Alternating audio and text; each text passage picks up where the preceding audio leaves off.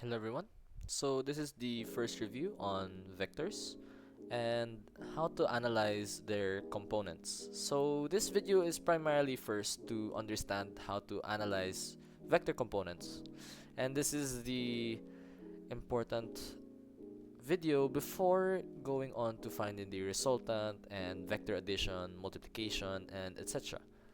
So first, let's understand what a vector is. A vector is anything with both magnitude, hold on, magnitude,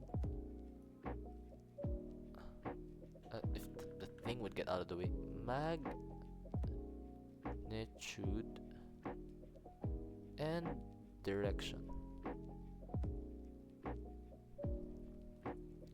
And this essentially means that it just needs to be going somewhere and it also needs to have a value. So everything obviously has a value. The direction is what makes a vector different from a scalar quantity, because a scalar quantity is all magnitude and no direction. So, what are vector components now?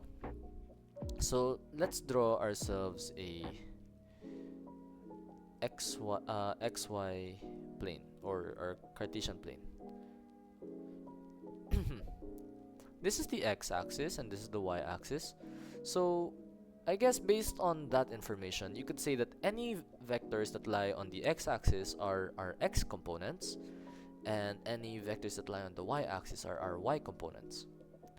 And it's fairly straightforward in the especially because of the direction. Now, if the directions that we have are basic like north, east, south, west, like let's say we have a vector that's 70 kilometers north, we could easily say that it's just around here. So this is our y component. Our y component would be 70 kilometers north. And if we had another vector that going to the right, we could say that what distance would we give it? Let's say the same 70 kilometers. 70 kilometers east, that would be your x component. And these two are completely different vectors. Keep that in mind. However, if we're going to put them in order, so instead of putting it separately, imagine someone who walks 70 kilometers north and then they choose to walk 70 kilometers to the right.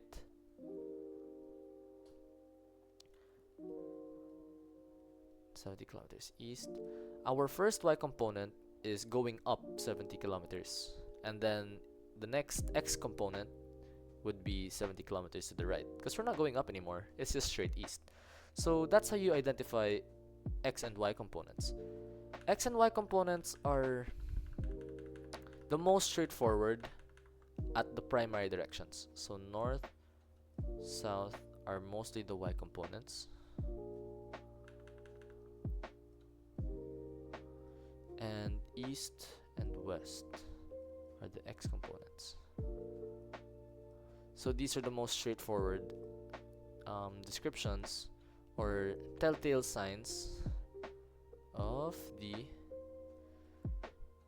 vector components. And now, why is this important? It's because not all given vectors are made in north, south, east, and west. So imagine a vector that goes northeast, exactly northeast. And exactly northeast means in the middle of north and east. If this is a 90-degree angle, this means that this angle right here is 45. Recalling trigonometry, an x component, or the x, the value of this vector on the x-axis would be equal to cosine theta, or following SOHCAHTOA, that's adjacent over hypotenuse. And if you want to get the, that's for this component by the way, right here. And if you want to get the upper component, the vertical component, it would be sine theta, or so opposite over hypotenuse. Sorry, it's slanted. Allow me to rotate this just a little bit. Okay, there. Okay, right there. And let's try it, shall we? So find the x component of, allow me to shrink this. Find the x component of a vector A, that has that's going 50 kilometers northeast. So to get first the x component, we need to plug in our values, which is excuse me, cosine theta is equal to 45, and we don't have the adjacent or the hypotenuse first, which is why now we have to do cosine theta times the magnitude. So it's 50 cosine theta, and that's also equal to 50 cosine 45, or replacing it using the unit circle, that's 50 times square root 2 over 2. This cancels out, so that becomes 25 square root 2. That's the x component. And we can do the same thing except with sine. So here on the other side, let's start. So the y component would be equal to 50 sine theta. Since it's angle 45, they have the same sine and cosine. They're special angles, so 50 sine theta, oops, let's replace this already. Square root 2 over 2, and we'll be getting the same answer, 25 square root 2 over 2. And we can check if that's correct by simply doing the Pythagorean theorem. If you look closely, this actually forms a right triangle.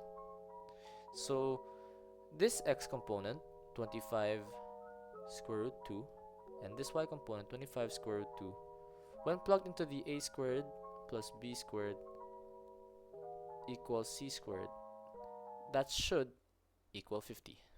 So let's give it a try. 25 square root 2 to the power of 2 is equal to 1250.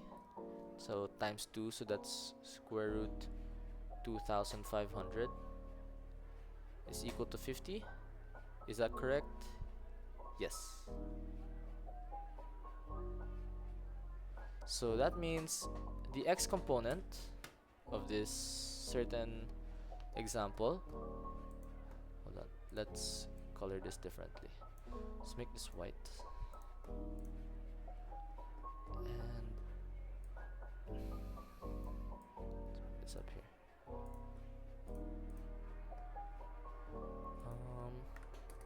Sorry, let's rearrange just the different parts of our problem. Okay, there. So that means that the x component is in fact 25 square root 2. The x is 25 square root 2 kilometers, and the y component is 25 square root 2 kilometers as well. And that's how you identify the vector components of a given vector. So let's try another problem. But this time, let's use well, I call it an irregular angle because it's not exactly how you would write your angles. So we're used to north, east, and south, southeast, northeast.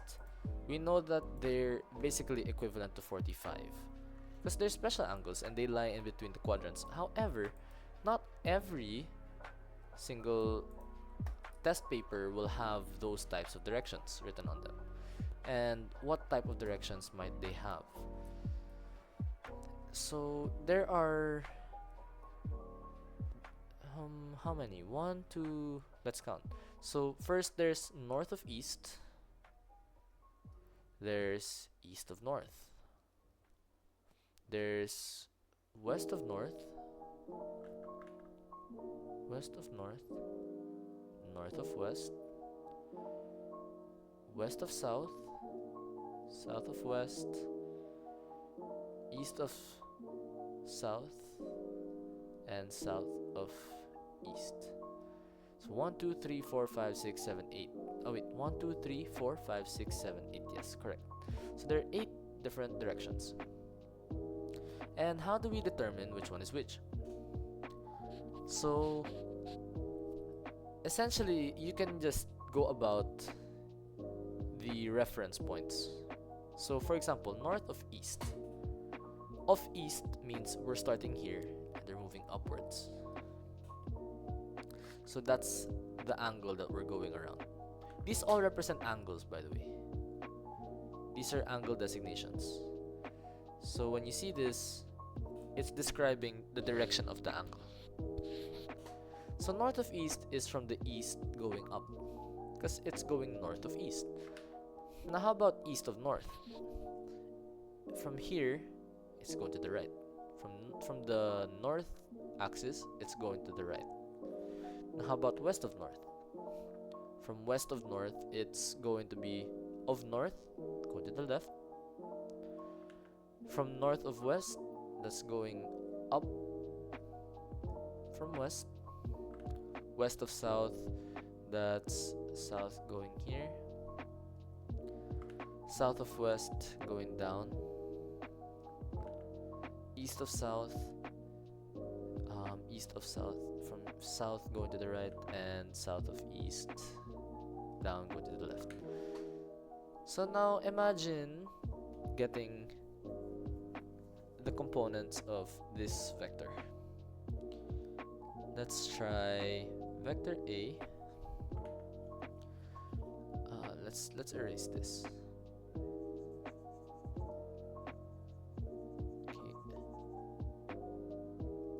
Vector A is equal to 25 kilometers, 115 degrees north of east. So we're going north of east. So first thing we have to do is plot out, of course, the vector itself. And 115 degrees north of east, this is 90, so this is already 90, plus another 15 degrees, and so that's around plus 25, so that's like right here. So this is where our vector will pass through. Sorry, it's not a straight line, but basically now we're going about the reference angle. Our basis, of course, is the reference angle, not the open angle here. Our reference angle is 180 minus 115, which is 75 degrees. Of course, in your calculator, you can use 115 degrees since it's the standard value. But so in the spirit of getting used to the trigonometric process, let's use the reference angle angle 75. So how would we go about getting the x and y components? So first, again, the x component is magnitude times cosine theta. So We can get that by excuse me. We can get that by going and placing 25 kilometers here. 25 times cosine 75. And cosine 75, 25 times cosine 75 is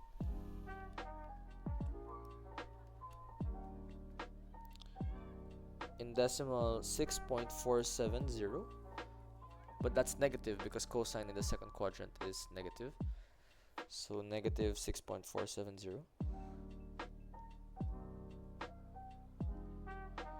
or since it's just 2 sig figs, we can round it off to negative 6.5, and the y component is 25 sine 75,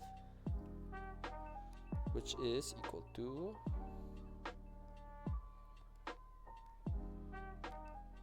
24.148.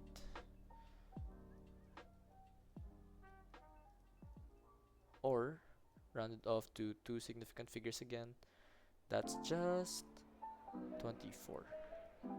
These are both kilometers. So basically, in plotting those components, oh oops, that's not a straight line at all. In plotting those components, we can say that this line right here, the x component, is negative 6.5 kilometers. Remember, displacement can be negative because it's going in the west or negative direction. And we're going upwards, 24 kilometers. 24 kilometers. And that's basically it. So that's how you get the that's how you get the y component and the x component of a vector like this. And of course, you don't need to solve for the angle anymore, you know the angle. But how would we write, for example, this angle in a different way? So 115 degrees north of east. That could also be written as perhaps west of north. West of north. So since this is supposed to create a full 90 degrees, west of north would be 15 degrees west of north. North of west would be 75 degrees north of west.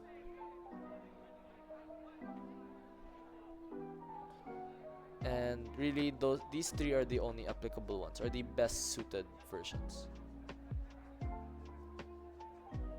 So yeah, that's pretty much the practice on how to get the vector components. This is using only one vector, because using the two vectors is already solving for the resultant, and that's for the next video, since that also involves solving for the magnitude as well as the direction of a resultant. So I hope that you were able to learn from this vector review, and I'll see you in the video regarding vector resultants. And yeah, thank you. Goodbye.